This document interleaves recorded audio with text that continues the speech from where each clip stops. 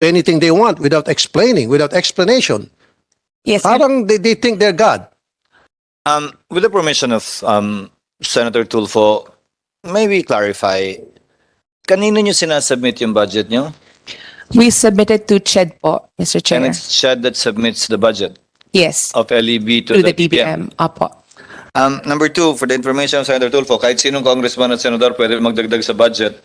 But when they ask CHED to add to it, it means CHED should subtract from its existing programs. Kung kaya nga kumuha ng pondo para magpagawa ng kali sa isang barangay, ba't hindi kaya kumuha ng pondo mula sa ibang item sa budget para bigyan kayo ng 50 million? Can we hear Senator Tulfo from CHED? Yes, pero prior to that, Please before continue. that, Sorry, okay. sorry. Please continue. So, yeah, I follow what Senator Cheese, thank you, Mr. Chair, na after you submitted your proposed budget to CHED, and then CHED would submit it to DBM, right? And saan po nang gagaling yung pag-slash? Would that be from CHED pa lang, in-slash na, o pagdating sa DBM? And then kapag na-slash na ng, halimbawa, DBM na nag-slash, does DBM inform CHED the reason? And then CHED should inform LEB. Go ahead, CHED, please. Ako na sasagot nun, Okay. Senator Tulfo. Thank you. Because I was chair of Secretary. finance for several years. Okay. Actually, DBM gives a ceiling or budget cap for each agency. Each agency will make of a dream scenario sometime this time of the year, February. Di ba? Budget call ngayon eh. So magsasubmit sila ng mga pangarap na budget ng kada ahensya, LEB included, CHED included, which would run in the billions. In the case of LEB, which would run in the hundreds of millions. And then DBM, between February and May, will sift through it. They will go back and forth with the respective agencies, trying to haggle and discuss within their respective caps kung ano yung ilalagay, isasama, hindi isasama, dadagdagan, babawasan. And this would all depend on the priorities of the president, given that it's the president's budget that will be submitted to Congress. Once it's submitted to Congress, you're correct, sir. It has been a practice na pag binawasan, tinatanggap na lamang ng mga ahensya yon. Hindi pinag-aawayan yan, hindi kino-question. They just accept the fact that that was the ceiling given to them. And there have been several conflicts between, for example, Congress, the Senate, Supreme Court, the independent constitutional commissions, whenever their budgets are slashed by DBM in the executive's proposal with respect to the proposed GAA. But at the end of the day, it is not discussed. LEB is not unique. It's not discussed with the agencies why it was slashed, what was the purpose why it was slashed, only that you have to work within these limits. Now when it reaches Congress, we have the power to reallocate these funds. We don't have the power to increase the budget, but we do have the power to reallocate items included in the budget and place it wherever we may propose and vote upon by plenary. So yun yung kwento ng budget. Malungkot pero yun yung katotohanan. Pero Mr. Chair, tama nga naman kayo, and then they have the right to slash according to what the President would dictate. Pero sa akin lang naman po, bilang kortesiya, at least man lang itong mga agency na na-slash yung budget, must be informed para malaman nila kung saan yung parte ng na hiniling nila na budget ay hindi na pala dapat kailangan pa o kailangan magtipid sila sa particular line of budget na kanilang ni-request. Kasi naman, Mr. Chair, sa pagkakaalam ko, pag mga favorite agencies, hindi na-slash yung mga budget. Hindi na po ako mag-mention. Isa lang naman ang favorite agency eh. Mahirap po magbanggit, Mr. Chair. Meron pa iba na hindi ini-slash, pero pag yung mga hindi paboritong agency, slash na slash. Yan ang nakakalungkot po, Mr. Chair. Pag paborito nila, kulang pa to, dagdagan niyo pa to. Pagdating sa, nadadagdagan pa. Di ba? I'll let you praise, Dr. Tulfo. It's okay. AFP modernization is always increased year on year compared to the previous year's proposal.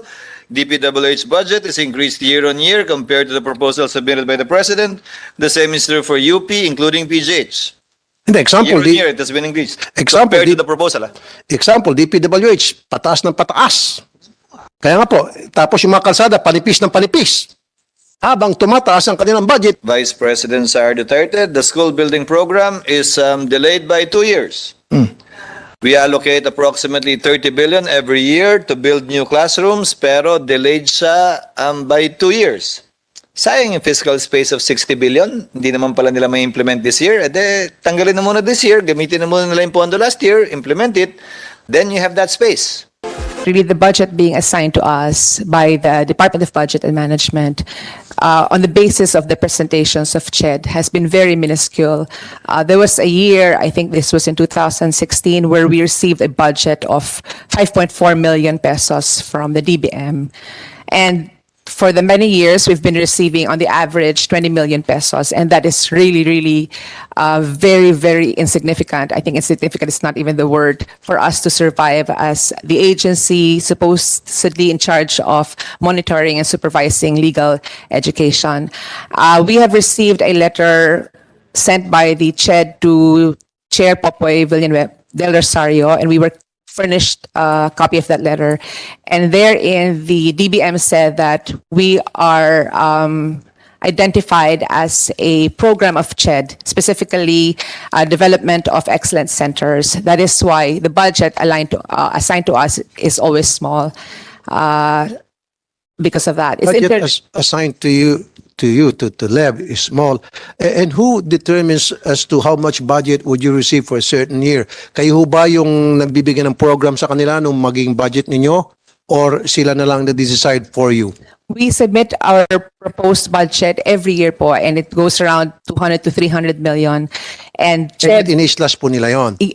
CHED determines internally our budget. So when they present it to DBM, it appears that it's slashed to a mere 20 million. So ano pong justification na binibigyan nila sa inyo kapag in-slash po nila yung budget, yung proposed program na ipinisinta nyo sa kanila for your budget needs for that year? So wala ko silang binibigay na reason? Wala pong binibigay na reason. The only reason we may say they were discovered was that through the letter of CHED to DBM that we are categorized for all these years as a project of CHED and not as an agency attached to CHED for budgetary purposes.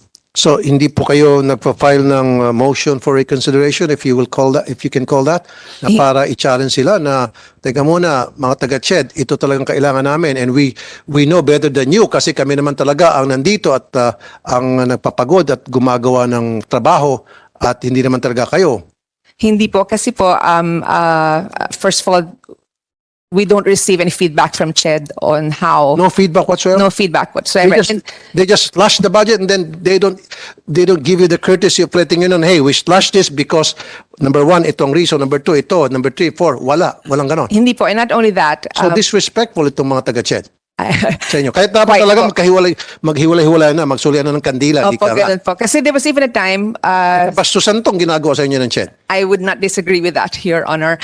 There was even a time where now Speaker Martin Romualdez, formerly the Majority Floor Leader, instructed, or I think sent a letter to CHED after we had seen him to increase the budget of the LAB to give additional 50 million. That fell on deaf ears. And recently, Honorable Congressman Rufus Rodriguez, also during the budget season, instructed CHED to give additional, again, 50 million. Again, that fell on deaf ears. So we didn't receive any more than 20 million for this year as well. What could be the reason ba't ginagawa to sa inyo ng CHED?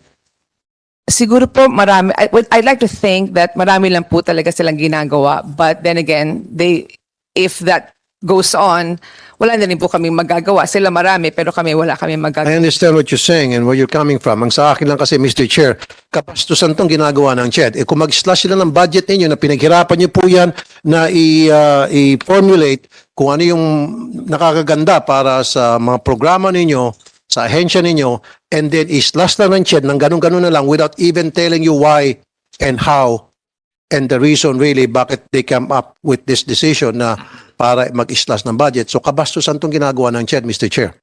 Kaya talaga, ang aking request, magkahiwalay-hiwalay na kayo. Kumalas na kayo sa CHED. Kung ganito rin lang nangyayari every single year. Tama? Every year, ganito na lamang? That's also our. But we do have the power to reallocate items included in the budget and place it wherever we may propose and vote upon by plenary.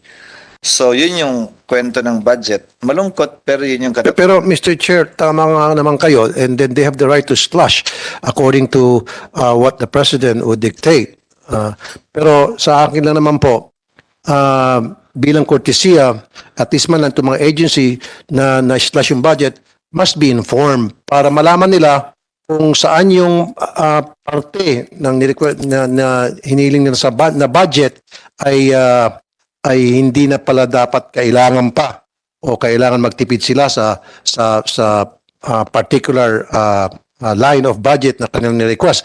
Kasi naman Mr. Chair, sa pagkakaalam ko, pag mga favorite agencies, hindi in-slash yung mga budget.